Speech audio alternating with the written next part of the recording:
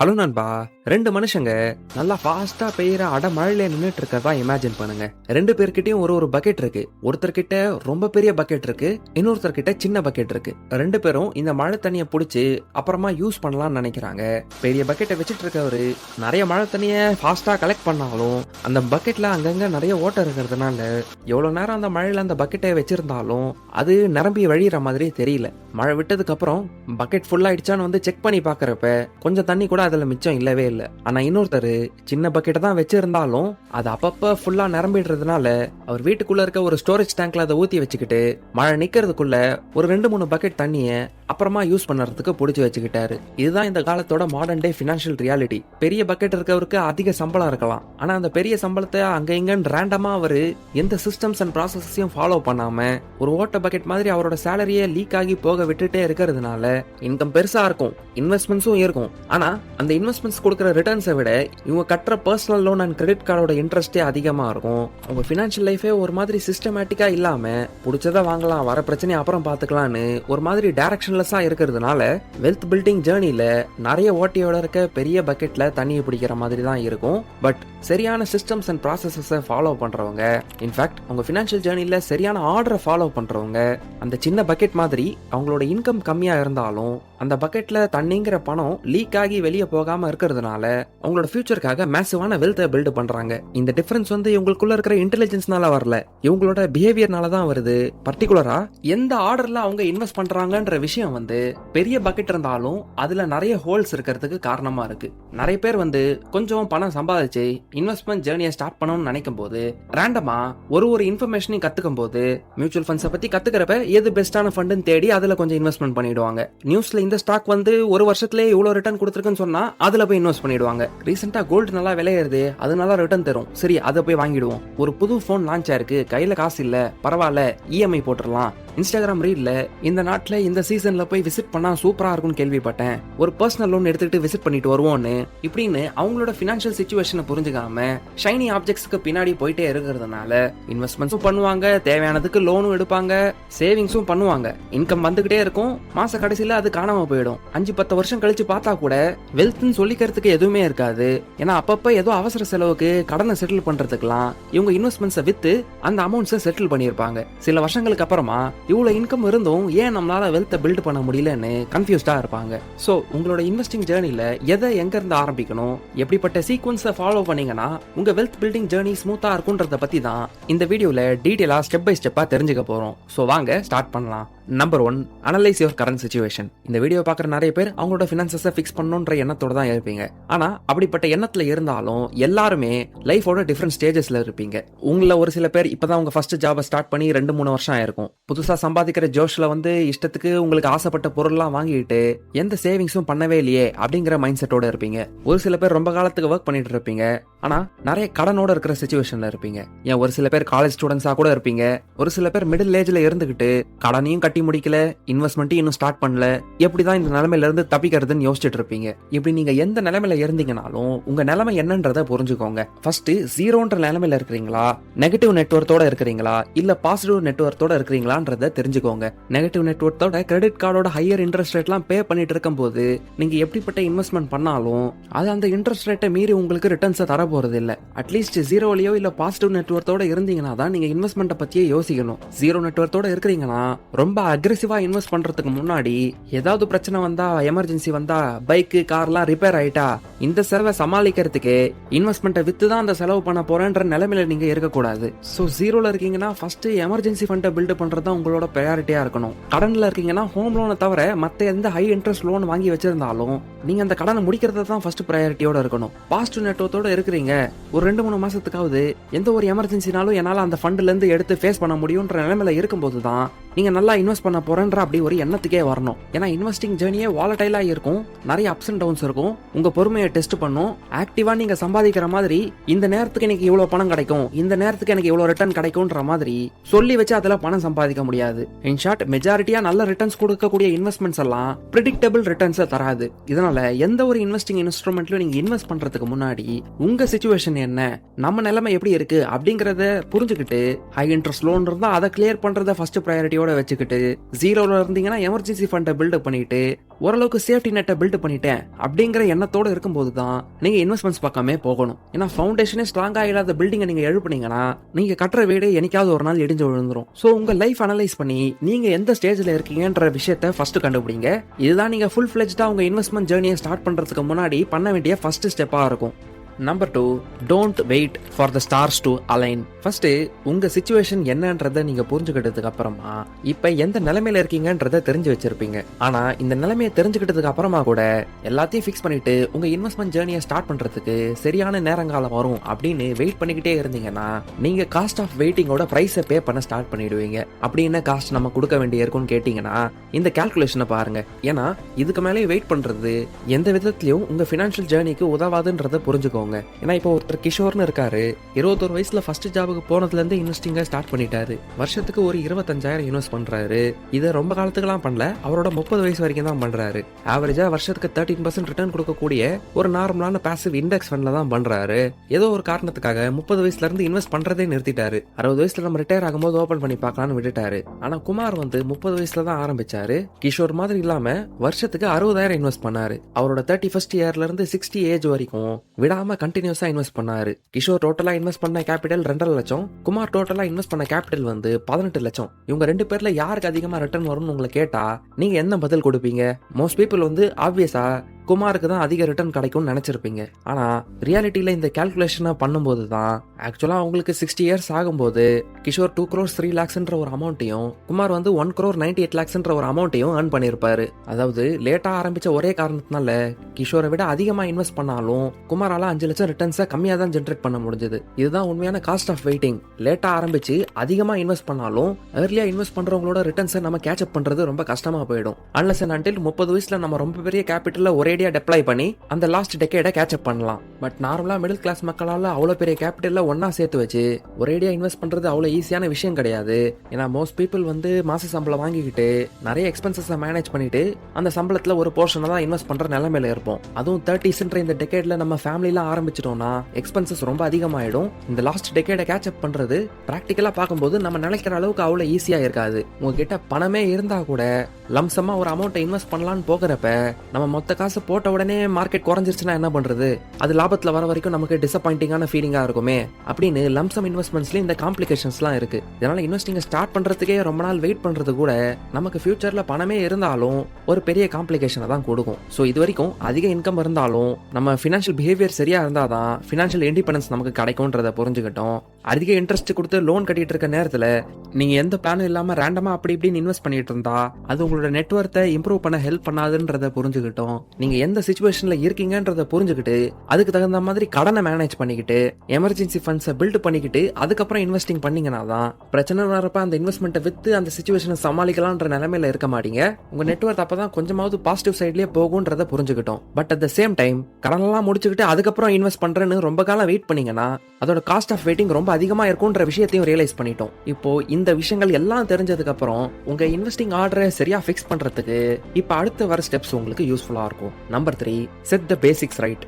இப்போ நீங்க ஆக்சுவலா உங்களோட லைஃப்ல சேஞ்சை கொண்டு வரணும்னு நினைக்கும் போது இல்ல ஃபர்ஸ்ட் உங்க இன்வெஸ்ட்மெண்ட் ஜேர்னியை ஸ்டார்ட் பண்ணணும்னு நினைக்கும் போது இது வரைக்கும் உங்ககிட்ட ஒரு இன்வெஸ்ட்மெண்ட் அக்கௌண்ட் கூட இல்லாத போது உங்க மைண்டுக்குள்ள நிறைய கொஸ்டின்ஸ் இருக்கும். ஏன்னா ஒரு பிகினரா இருக்கும் போது இதை சரியா தான் பண்றோமா, தப்பு பண்ணா பணம் வேஸ்டா போயிடுமே அப்படின்னு உங்க ஃபர்ஸ்ட் இன்வெஸ்ட்மெண்ட்டை ஸ்டார்ட் பண்ணாம ப்ரோக்ராஸ்டினேட் பண்ண வைக்கிறதுக்கு எக்கச்சக்கமான டவுட்ஸ் உங்க மைண்டுக்குள்ள கிரியேட் ஆகும். குளிர் காலத்துல பச்சை தண்ணியில குளிக்கலாமா வேணாமான்னு ஒரு டவுட்லயே இருப்பீங்க பாருங்க. தண்ணி ஊத்துறதுக்கு முன்னாடி ஒரு ஹெசிடேஷன் வரும் பாருங்க. அதே மாதிரி தான் உங்க ஃபர்ஸ்ட் இன்வெஸ்டிங் ஸ்டெப்பை ஸ்டார்ட் பண்றதுக்கு முன்னாடி நிறைய டவுட்ஸ் உங்க மைண்ட்ல வரும். பண்ணலாமா வேணாமான்னு தயக்கத்தோடயே இருப்பீங்க. இந்த விஷயத்தை நீங்க அவாய்ட் பண்ணணும்னு நினைக்கிறீங்கன்னா ஜஸ்ட் எதையும் யோசிக்காம ஆரம்பிங்க. ஆரம்பிச்சீங்கனாலே அடுத்தடுத்து வரப்போற ஸ்டெப்ஸ் வந்து உங்களுக்கே கண்ணுக்கு முன்னாடி தெரியும். நீங்களும் கொஞ்சம் கொஞ்சமா ப்ராக்ரஸ் ஆக ஆரம்பிப்பீங்க. இது வரைக்கும் உங்ககிட்ட இன்வெஸ்ட்மெண்ட் அக்கௌண்டே இல்லையா? கீழே டிஸ்கிரிப்ஷன்ல நான் பர்சனலா யூஸ் பண்ற டிமேட் அக்கௌண்டோட லிங்க் கொடுத்துருக்கேன். அங்க இருந்து நீங்க அக்கௌண்ட் ஓபன் பண்ணி உங்க இன்வெஸ்ட்மெண்ட் ஜர்னியை ஸ்டார்ட் பண்ணலாம். இன்கேஸ் உங்களுக்கு ஏதாவது டவுட்ஸ் இருக்க மாதிரி இருக்குன்னா இந்த கம்ப்ளீட் ப்ராசஸ்ல உங்களை கைட் பண்றதுக்கு டிஸ்கிரிப்ஷன்ல ஒரு கூகுள் ஃபார்மோட லிங்க் லிங்கையும் கொடுத்துருக்கேன். அந்த ஃபார்மை ஃபில் பண்ணீங்கன்னா எங்க டீம் உங்களை கான்டாக்ட் பண்ணி அக்கௌண்ட் ஓப்பனிங் பண்றதுல இருந்து உங்க ஃபர்ஸ்ட் இன்வெஸ்ட்மெண்ட்டை ஸ்டார்ட் பண்ற வரைக்கும் உங்களுக்கு ஃப்ரீயா கைடன்ஸ் கொடுப்பாங்க. ரொம்ப காலமா இன்வெஸ்ட்மெண்ட் பண்ணாம ப்ரோகாஸ்டினேட் பண்ணிட்டு இருக்கீங்கன்னா இதை ஒரு சைனா எடுத்துக்கோங்க. காஸ்ட் ஆஃப் வெயிட்டிங் ஞாபகம் வச்சுக்கிட்டு இமிடியேட்டா இந்த பேசிக் ரெக்வயர்மெண்ட்ஸ் ஃபுல்ஃபில் பண்ணிக்கோங்க. இந்த பேசிக் ரெக்வயர்மெண்ட்ஸ் ஃபுல்ஃபில் ஆனதுக்கு அப்புறமா நீங்க எந்த இடத்துல இருக்கீங்கன்றத புரிஞ்சுக்கிட்டீங்க பாருங்க.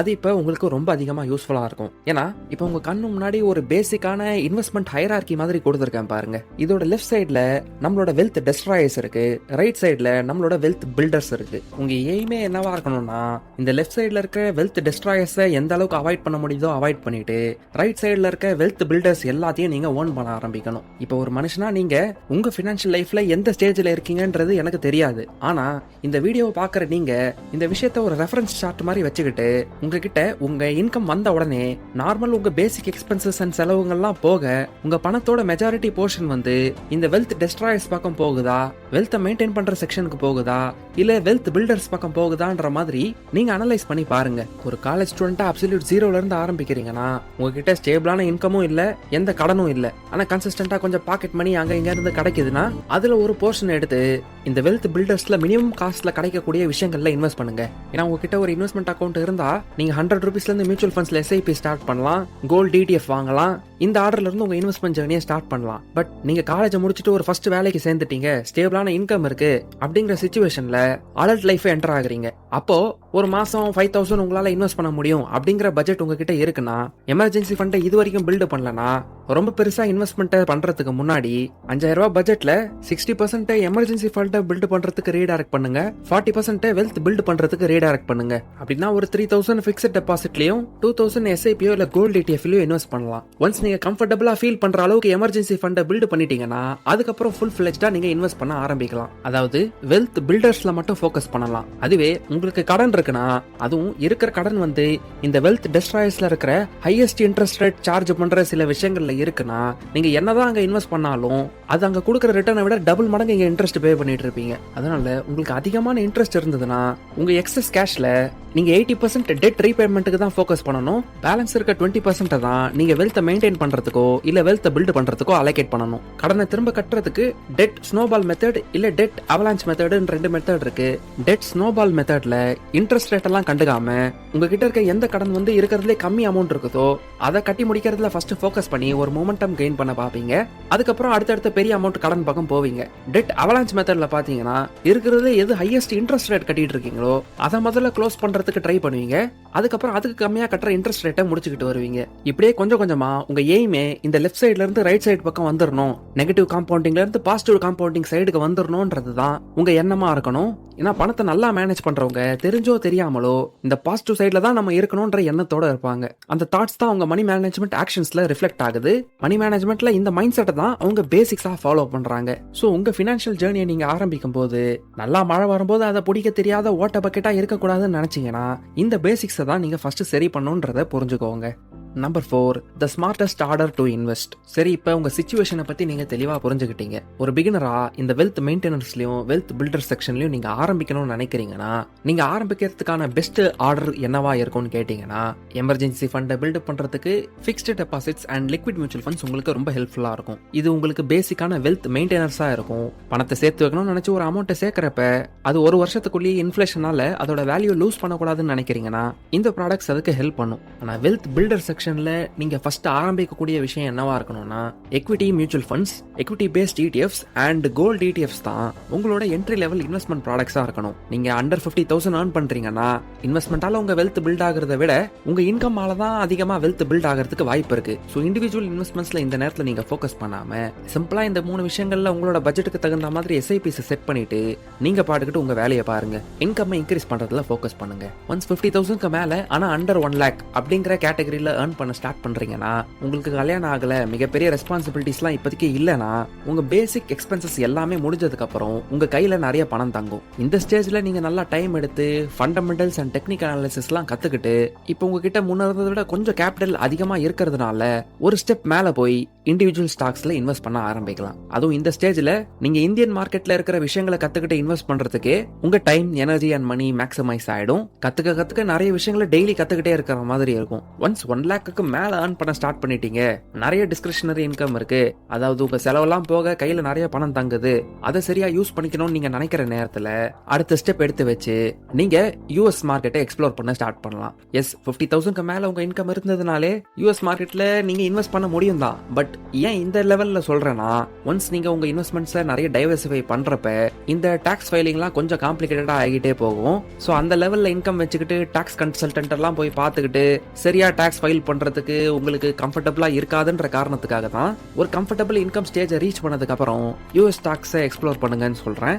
இன்கேஸ் நீங்க இந்த ஸ்டேஜ்ல இருக்கீங்க, யூஎஸ் ஸ்டாக்ஸ்ல இன்வெஸ்ட் பண்ணணும்னு நினைக்கிறீங்கன்னா, யூஎஸ் ஸ்டாக்ஸ்ல இன்வெஸ்ட் பண்றதுக்கு நான் பர்சனலா யூஸ் பண்ற பிளாட்ஃபார்மை டிஸ்கிரிப்ஷன்ல லிங்க் பண்ணிருக்கேன். அங்கிருந்து நீங்க ஒரு ஃப்ரீயான US stock investment account open பண்ணிக்கலாம். அங்க கொடுத்திருக்க லிங்கையோ கூப்பன் கூட யூஸ் பண்ணீங்கன்னா உங்களுக்கு $10 ரிவார்டும் கிடைக்கும். ஸோ ஒன்ஸ் நீங்க இது எல்லாத்தையும் இன்வெஸ்ட் பண்ணி கொஞ்சம் பழகிட்டீங்கன்னா, அட்லீஸ்ட் ஒரு 5 to 6 இயர்ஸ் டைம் ஸ்பெண்ட் பண்ணி ஒரு நல்ல சைசபிள் போர்ட்ஃபோலியோ நீங்க பில்ட் பண்ணதுக்கு அப்புறம் தான் நீங்க அடுத்த ஸ்டெப் ஏறி ரியல் எஸ்டேட் பக்கம் போறது ஸ்மார்ட்டான மூவா இருக்கும். ஒரு பெரிய லோன் எடுத்து பிளாட்லயோ, இண்டிவிஜுவல் ஹவுஸ்லயோ, அபார்ட்மெண்ட்ஸ்லயோ, ஏன் ஃபார்ம் லேண்ட்ஸை கூட நீங்க எக்ஸ்ப்ளோர் பண்ண ஸ்டார்ட் பண்ணலாம். வழக்கமா நிறைய இந்தியன்ஸ் வந்து ரியல் எஸ்டேட் தான் ஃபர்ஸ்ட் இன்வெஸ்ட்மெண்டா இருக்கணும்னு நினைப்பாங்க. ஆனா ஸ்மார்ட்டான வழி என்னவா இருக்கும்னா, வெல்த் பில்டர் செக்ஷன்ல இல்லிக்விட் நெட்வொர்த்தை பில்ட் பண்றதுக்கு முன்னாடி லிக்விட் நெட்வொர்த்தை தான் நீங்க பில்ட் பண்ணணும். ஏன்னா இதுல தான் நீங்க கம்மி அமௌண்ட்ல இருந்து இன்வெஸ்ட் பண்ண ஸ்டார்ட் பண்ணலாம். வேணுங்கிறப்ப செல் பண்ணி வித்ரா பண்ற ஃபிளெக்சிபிலிட்டி இருக்கு.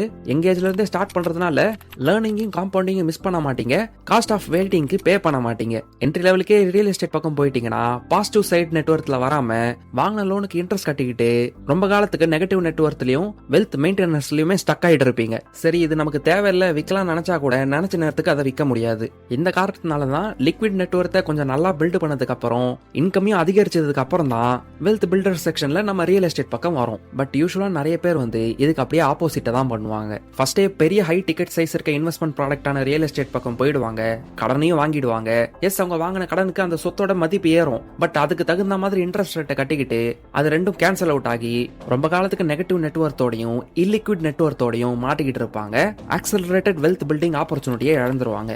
எஸ், உங்க மந்த்லி இன்கமே ரொம்ப அதிகமா இருக்குன்னா நீங்க சைமல்டேனியஸா எல்லா அசெட் கிளாஸஸ்லயும் இன்வெஸ்ட் பண்ண முடியும். பட் ஆர்டரா ஸ்டெப் பை ஸ்டெப்பா வளர்ந்துட்டு போறீங்கன்னா உங்க வெல்த் பில்டிங் ஜேர்னிக்கு இதுதான் ஸ்மார்ட்டஸ்ட் ஆர்டரா இருக்கும். ஒரு ஸ்டேஜ்ல ரொம்ப பெரிய நெட்வொர்த் பில்ட் ஆனதுக்கு அப்புறம் ரெகுலரா மந்த்லி கேஷ் ஃப்ளோ வரணும்னு நினைச்சீங்கன்னா இந்த ரியல் எஸ்டேட்ல ரெண்டல் இன்கம் கிடைக்கிறது ஒரு ஆப்ஷனா இருக்கிறதோட சேர்த்து அடுத்த ஸ்டெப்ல நீங்க பாண்ட்ஸை ப்ரிஃபர் பண்ணீங்கன்னா அது உங்களோட பெரிய கேபிட்டலுக்கு ரெகுலரான மந்த்லி கேஷ் ஃப்ளோவை ஜென்ரேட் பண்ணி கொடுத்துட்டு இருக்கும். வாடகை மாதிரி உங்க அக்கௌண்ட்ல இன்ட்ரெஸ்ட் வந்து கிரெடிட் ஆகிட்டே இருக்கும். இந்த பாண்ட் இன்வெஸ்ட்மெண்ட்ஸ்க்கு பர்சனலா நான் யூஸ் பண்ற பிளாட்ஃபார்மை கூட டிஸ்கிரிப்ஷன்ல லிங்க் பண்ணிருக்கேன். உங்களுக்கு வேணும்னா அதை செக் பண்ணி பாருங்க. நிறைய பாண்ட்ஸோட ஒரு யூனிட் சைஸ் வந்து 10,000ல இருந்து ஸ்டார்ட் ஆகும். சில பாண்ட்ஸ் வந்து 1000 ரூபீஸ்ல இருந்து கூட ஸ்டார்ட் ஆகும். உங்க ப்ரிஃபரன்ஸ்க்கு தகுந்த மாதிரி அதுல இன்வெஸ்ட் பண்ணி இந்த மாதிரி ப்ரெடிக்டபிள் கேஷ் ஃப்ளோவை ஜென்ரேட் பண்ண ஸ்டார்ட் பண்ணுங்க. சோ இந்த வீடியோ ஒரு சம்மரியா பார்க்கணும்னா, வெல்த் பில்டிங் வந்து உங்க இன்கம் விட பிஹேவியர்ல தான் ரொம்ப அதிகமா டிபெண்ட் ஆகுதுன்றத அந்த வாட்டர் பக்கெட் எக்ஸாம்பிள வச்சு புரிஞ்சுக்கிட்டோம். பக்கெட்ல அதிகமா கடனுன்ற ஓட்டைங்களை வச்சுக்கிட்டு என்னதான் இன்வெஸ்ட் பண்ணாலும் நம்ம பாசிட்டிவ் நெட்வொர்க் பக்கம் போகவே முடியாதுன்றத புரிஞ்சுக்கிட்டோம். பட் அதுக்குன்னு காஸ்ட் ஆஃப் வெயிட்டிங்க புரிஞ்சுக்காம சின்ன வயசுல இருந்து இன்வெஸ்ட் பண்ண ஸ்டார்ட் பண்ண ஆரம்பிக்கலனா பெரிய லெவல்ல காம்பவுண்ட் ஆகக்கூடிய டைமை மிஸ் அவுட் பண்ணிடுவோம்னு அந்த கால்குலேஷன் மூலமா புரிஞ்சுக்கிட்டோம். இதனால நம்ம சிச்சுவேஷன் என்னன்றத புரிஞ்சுக்கிட்டு கடனோட இருக்கோமா, இல்ல பேசிக் லெவல்ல இருந்து ஆரம்பிக்கிறோமா, இல்ல பாசிட்டிவ் நெட்வொர்க்கோட ஆரம்பிக்கிறோமான்றத புரிஞ்சுக்கிட்டு அதுக்கு தகுந்த மாதிரி மணி மேனேஜ்மெண்ட் பண்ணி அட் அ டைம்ல நம்ம பணத்தை எப்படி சரியா ரீடைரக்ட் பண்ணணும்ன்றத புரிஞ்சுக்கிட்டோம். இது எல்லாத்தையும் சரியா செஞ்சுக்கிட்டு வர நேரத்துல ஜீரோல இருந்து வெல்த் பில்டிங் ஜேர்னி நம்ம ஸ்டார்ட் பண்ணணும்னு நினைக்கிறோம்னா அதை இன்வெஸ்ட் பண்றதுக்கான ஸ்மார்ட்டஸ்ட் ஆர்டர் இந்த ஸ்டெப் பை ஸ்டெப் மெத்தடா தான் இருக்கும்ன்றத புரிஞ்சுக்கிட்டோம். சோ இந்த வீடியோவை பார்க்குற நீங்க எந்த ஸ்டேஜ்ல வேணாலும் இருக்கலாம். பட் பிகினரா இருக்கீங்கன்னா கத்துக்கிற விஷயங்களை இம்ப்ளிமெண்ட் பண்ணி பார்க்கறதுக்கு டிஸ்கிரிப்ஷன்ல இருக்க அக்கௌண்ட் ஓப்பனிங் லிங்க்ஸையோ இல்ல ஃபார்மையோ யூஸ் பண்ணி ப்ராப்பர் கைடன்ஸை எடுத்துக்கோங்க. கத்துக்கிற விஷயங்களை ப்ராக்டிகலா இம்ப்ளிமெண்ட் பண்ணாம விட்டுறாதீங்க. உங்களுக்கு இந்த வீடியோ பிடிச்சிருந்தா லைக் பண்ணுங்க, கமெண்ட் பண்ணுங்க, உங்க ஃப்ரெண்ட்ஸ் அண்ட் ஃபேமிலி மெம்பர்ஸோட ஷேர் பண்ணுங்க. சேனல்ல இருக்க அதர் ஃபினான்ஸ் ரிலேட்டட் வீடியோஸ் இங்க கிளிக் பண்ணி பாருங்க. சேனலுக்கு இன்னும் சப்ஸ்கிரைப் பண்ணிட்டு எங்களை வாட்ஸ்அப், இன்ஸ்டாகிராம் அண்ட் டெலிகிராம்லயும் ஃபாலோ பண்ணுங்க. கடைசியா தேங்க்யூ ஃபார் வாட்சிங்.